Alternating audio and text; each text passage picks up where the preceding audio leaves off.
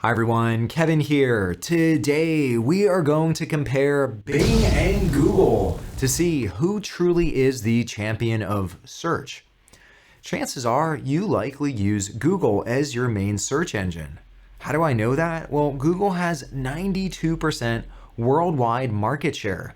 So you probably use Google, unless of course you live in Russia or China, in which case you've probably never heard of Google before. And Bing is the number 2 search engine.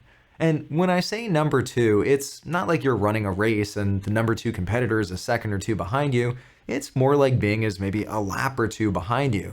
They have pretty small market share, but they have been investing heavily on improving their search results. And do they deserve another look? And how do they compare to Google? We're going to run through a whole bunch of criteria to see who truly is the best search engine. All right, let's jump in. This brings us to criteria number 1, and that's market share. Once again, Google is dominant with over 92% of worldwide search engine share. Bing, together with Yahoo, which Bing powers, has only under 4%. Basically, Bing would have to grow over 24x just to get to Google's point today. So why does this matter and why is this important? Well, the more search volume that you get, the more data that you have about what people are searching for. This allows you to optimize your results better, and Google has a massive edge here. Not a Microsoft edge, but an edge. This brings us to criteria number 2, and that's name recognition. Google's been around since 1998, and they haven't changed their name since then. Google is pretty much synonymous with searching. When people search, they don't say, "I'm going to search," they say, "I'm going to Google it." As an aside, Google's legal team hates this because if people start using it as a generic verb, they have the potential to lose their trademark status. With Bing, on the other hand, they would die to have people refer to Bing it or using Bing as a verb. The best they usually get is when people say Bing because it's not Google. Bing has had a more troubled naming history. They started as MSN Search at the beginning, and when that didn't go anywhere, they rebranded to Windows Live Search. That was a mouthful, so they changed the name again to Bing in 2008, and eventually Microsoft Bing in 2018. Let's just say that there's probably another name change due in probably the next year or two. This brings us to criteria number 3, and that's the quality of the homepage. Now, everyone's familiar with the Google homepage. It's simple, it's efficient, you could even describe it as a little bit bland. It's definitely not flashy, and they're just focused on getting you the results. And right here you have the search box, and just for the fun of it, I'm going to type in my name here, and for whatever reason, a lot of people are interested in my wife. I don't know if I should be concerned, but I'm definitely going out tonight and I'll buy my wife some flowers and also cook her dinner. And down here, a lot of people on Google also seem to be interested in my net worth. Now remember, I used to have a high-paying job at Microsoft, and I left that job to go work on my small YouTube channel. So what do you think happened? The Bing homepage, on the other hand, is a lot more flashy. Here I have this picture of the day, and every day I'll see a new image. Down below, I also have some, let's just say some trashy news that'll probably distract me from my search. But luckily, I can minimize this and I can customize what the homepage looks like. Now, let's try that same search as what I typed in Google. Here I see the auto suggestions, and for whatever reason, people seem more interested in Microsoft Sway than my wife. If I had to choose a winner, I would probably go with Bing. I kind of enjoy seeing a new image every day, so I'll give the point to Bing. This brings us to criteria number 4, and that's how Bing and Google handle some of the most popular queries. Now, it turns out that a lot of people who use search engines use it for branded or navigational queries. So that's people looking up YouTube or Facebook or Amazon. As a funny story, on Bing, it actually turns out that the very top query is Google. So what that means is people open up the Bing search engine and then they search for Google, go to Google, and then they conduct their search. I don't know about you, but that's gotta hurt. This brings us to criteria number 5, and that's how these search engines handle tail queries. A tail query is something that not many people search for, and this is an area where Google excels. For example, if I search for, I don't know, the Kevin Cookie Company chocolate chip cookie recipe, here I see the result in the first position on Google, but it doesn't show up at all on Bing, and that is completely unacceptable, Bing. We need to make sure people find our recipe.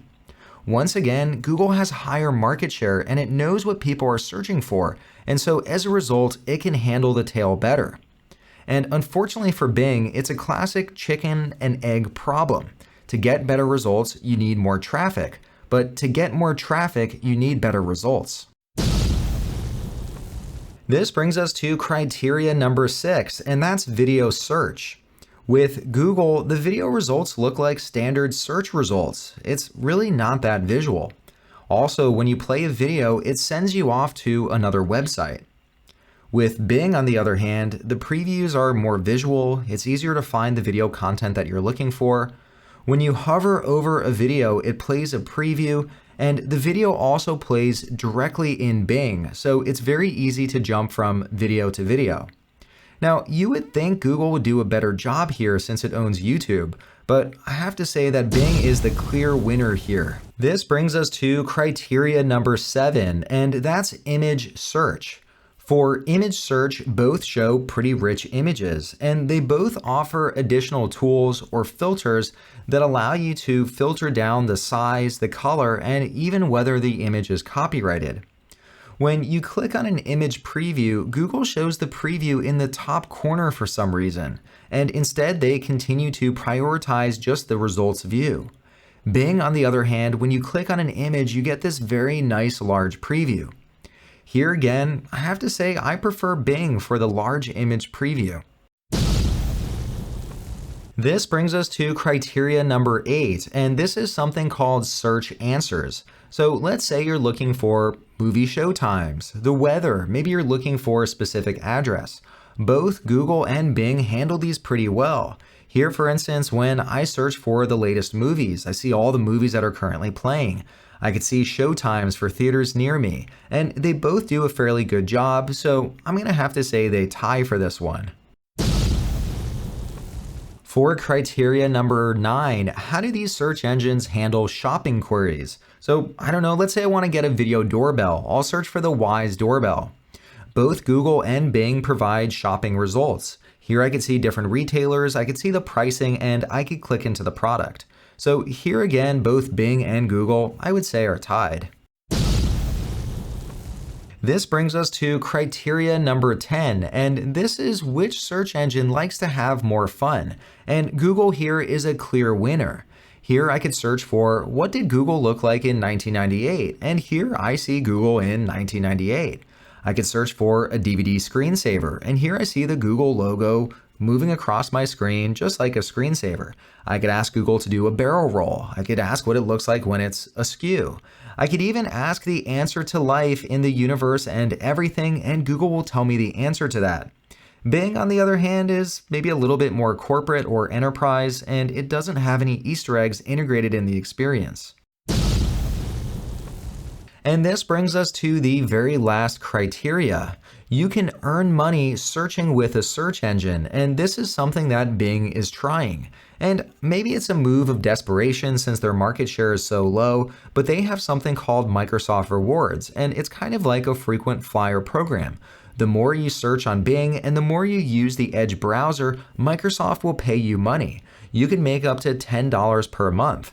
And hey, you have to use a search engine anyway whenever you have questions, so why not make some money when you answer those questions? Hopefully, as we've been walking through this, you've noticed that both of these search engines have been investing heavily.